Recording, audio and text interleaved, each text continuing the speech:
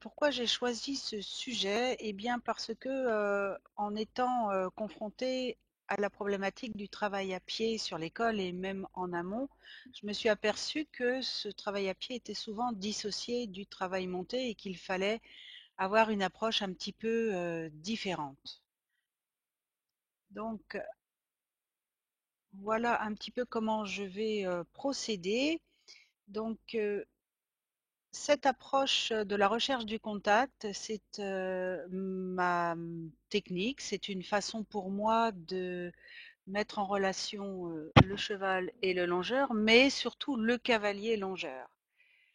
Donc, je vais commencer par exposer le contexte, replacer le travail à pied au sein des différentes activités équestres et parler aussi d'une notion qui est un petit peu spécifique au monde sportif, c'est la notion de transfert d'apprentissage. Et vous verrez qu'à travers cette notion de transfert d'apprentissage, on va pouvoir relier le travail à pied au travail monté. Le contact, ça fait donc partie d'une démarche équestre. On la recherche à cheval, on la recherche à pied, il n'y a pas de distinction à faire. Et pour pouvoir obtenir ce contact, il y a certains savoir-faire à examiner, en tout cas à en prendre connaissance, et aussi des outils qui vont permettre, des outils spécifiques qui vont permettre d'établir ce contact.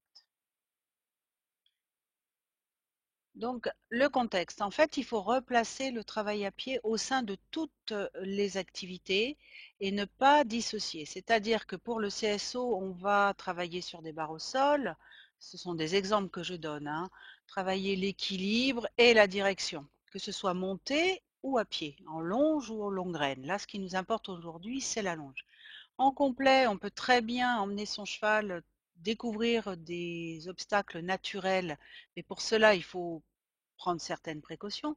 La mise en selle sur le cercle est utile aux trois disciplines et en dressage, on va travailler la qualité de la locomotion et les équilibres ainsi que l'attitude. Donc vous voyez que le travail à pied est vraiment un outil au service du travail monté. Donc il faut vraiment creuser les différentes applications que l'on peut obtenir pour améliorer la pratique équestre. Donc, j'insiste sur le fait que ce travail à pied, pour pouvoir l'associer au travail monté, il va falloir passer par cette idée du contact, qu'il faut faire le lien entre le cavalier et le longeur par rapport aux aides employées et qu'il faut à un moment donné spécialiser les attendus, spécialiser les pratiques pour répondre à des besoins spécifiques. Enfin, pour les enseignants, le plan de formation des galops, je vous conseille d'avoir une lecture horizontale et verticale du plan de formation de façon à ne pas dissocier le travail à pied du reste et avoir une lecture sur les attendus, différents niveaux de galop, de façon à avoir ce lien que je vais vous exposer, que je continue à vous exposer maintenant. Donc, le transfert d'apprentissage, en fait, on va s'intéresser au transfert proactif, c'est-à-dire que l'apprentissage de certaines gestuelles à pied va améliorer la perception du cavalier sur certains axes, la locomotion, sur ce contact, sur la qualité des allures, sur l'équilibre, sur le comportement du cheval. Pour illustrer cette volonté de transférer de l'un à l'autre les différents apprentissages, je vous présente cette vidéo où là c'est une élève qui euh, présente son cheval sur un cercle tranquillement avec un aménagement du milieu. Donc le contact, on commence dès maintenant au pas à reproduire le mouvement alternatif de l'encolure. Voilà. Au trot, on va avoir un mouvement vertical qu'on n'aura pas monté, hein, limité, mais sur deux temps. Donc on garde cette même rythmique.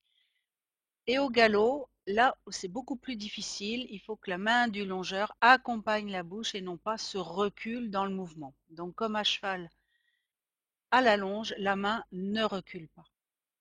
Voilà.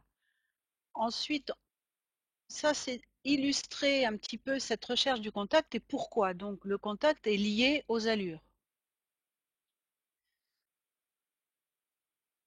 Alors, je vous ai proposé un tableau où on va pouvoir comparer les différentes aides du longeur et du cavalier et voir que vous avez une analyse transversale. Par exemple, si je prends le regard, on aura un regard associé, c'est-à-dire qui va suivre à la longe le cheval, ou dissocié qui va être en amont, par exemple si on veut faire franchir des barres au sol. Mais aussi on peut avoir un regard absent, c'est-à-dire fermer les yeux pour être vraiment dans la proprioception des allures et vraiment ressentir à travers la longe ce qui se passe. Si on regarde la colonne sur la main, par exemple, à la longe comme à cheval, la main, elle résiste, elle cède, elle accompagne ou elle fixe le cercle. Donc, vous voyez qu'il faut faire une analyse comparative et toujours raccrocher à des apprentissages équestres ce que l'on va faire à la longe. Pareil pour la conduite, hein. Les rênes, c'est la longe. Donc, on va devoir expliquer et faire comprendre que le peu de contact que l'on a sur un cheval qui a plusieurs mètres, eh bien, il va falloir l'exploiter et le travailler. Alors, comment fait-on? On va partir de cette relation du cheval cavalier-longeur. Donc, vous voyez que vous avez pour le cheval des éléments, des facteurs qui sont valables autant à pied qu'à cheval. Tout ce qui est émotivité, disponibilité et mémoire, vous allez le retrouver au sol, en longe.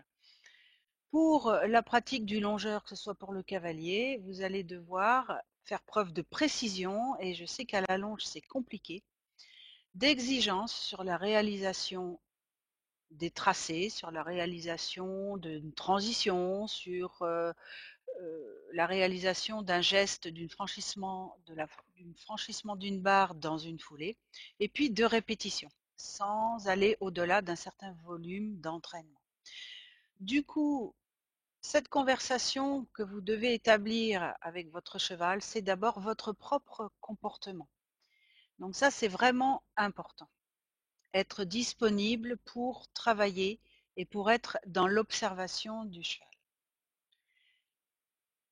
Pour pouvoir avoir ce contact, eh bien, il faut avoir certains prérequis. C'est-à-dire que comme à cheval, moi je procède de la façon suivante, je sépare les aides. C'est-à-dire que la direction sera dans une main, la longe, pour pouvoir se diriger soi-même et diriger la monture, et la propulsion sera dans une autre main, de façon à pouvoir avoir une indépendance des aides.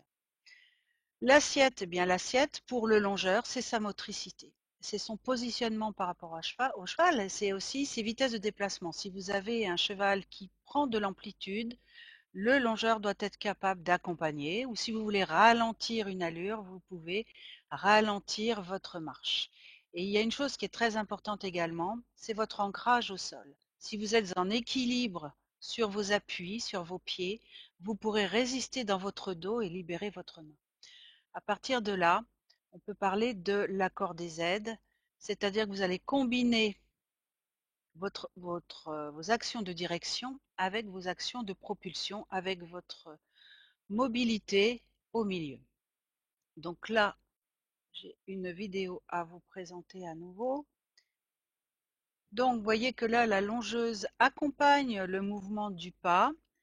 Et là, dans le franchissement de cette barre au sol, parce qu'elle a du contact avec son action de chambrière, elle va pouvoir contrôler la direction du cheval. Donc, vous voyez là, il y a pas mal d'aménagement du milieu. C'est un travail très très simple.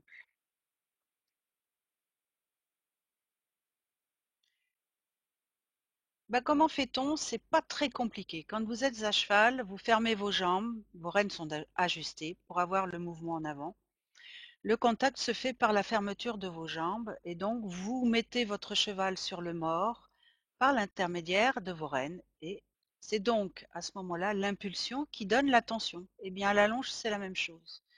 Si vous mettez le contact dès le moment où vous sortez du box, que vous marchez en main, que vous arrivez sur l'aire de travail, entre la longe et votre main, et que par l'aide de votre chambrière, vous donnez la propulsion, eh bien vous aurez la tension. Mais cette tension, il faut absolument bien se positionner. C'est pour ça que j'ai parlé des prérequis en amont. C'est-à-dire que vous devez avoir une vision de l'axe de tension de la longe entre le mort et votre main, exactement dans l'axe du mort, ni en amont de la tête, ni reculé. Votre chambrière qui va donner cette tension sera dans l'axe des hanches. Pour pouvoir agir avec cette chambrière propulsive, il faudra avancer votre épaule extérieure de façon à fermer l'angle entre la longe et la croupe. Ça, c'est très important. Votre positionnement est très important.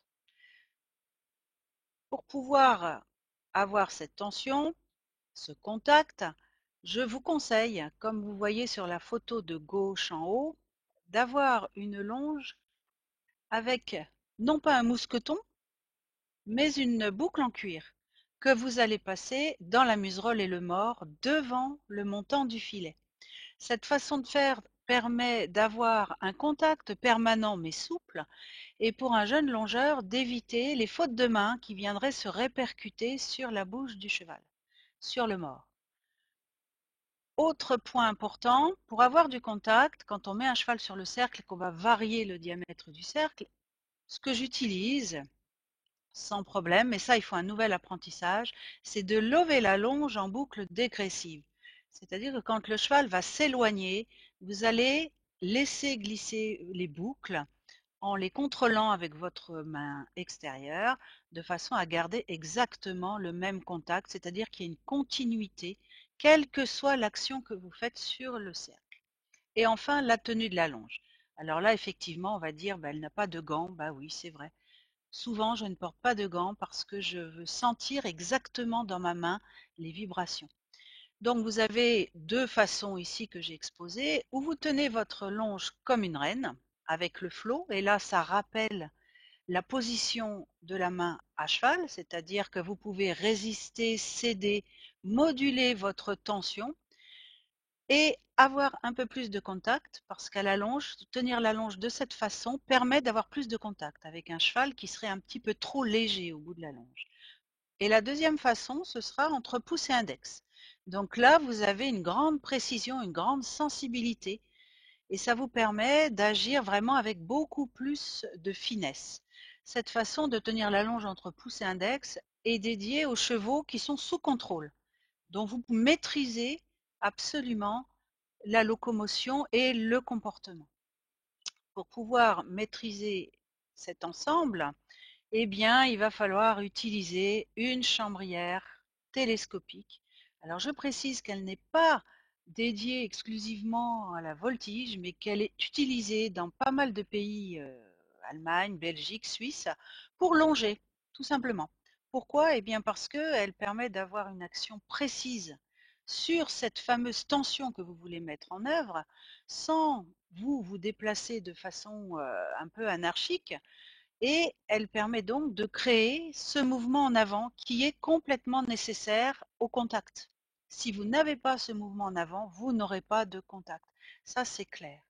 Donc, cette chambrière propulsive, elle agit vers les boulets ou vers le jarret, ça dépend de ce que l'on veut obtenir. Bien évidemment, elle est blanche, elle est longue, hein, donc ça demande un certain apprentissage, aussi bien pour le longeur que pour le cheval. En l'occurrence, on va parler d'habituation, hein, je prends les termes un peu de la recherche éthologique, entre guillemets, pour en main habituer le cheval à l'action, à l'optique visuelle, de la chambrière et ensuite une sensibilisation. Donc ça veut dire que vous allez avoir un code extrêmement précis et toujours le même pour obtenir ce mouvement en avant. Donc vous voyez sur cette photo, là la longe, elle est tendue, le cheval est sur son mort, ne remet pas en question le tracé du cercle. Et c'est bien parce que cette chambrière, avec la main en direction du mort, avec un contact régulier, que je peux avoir de la tension et donc une aide efficace pour conduire, déplacer mon cheval là où je veux.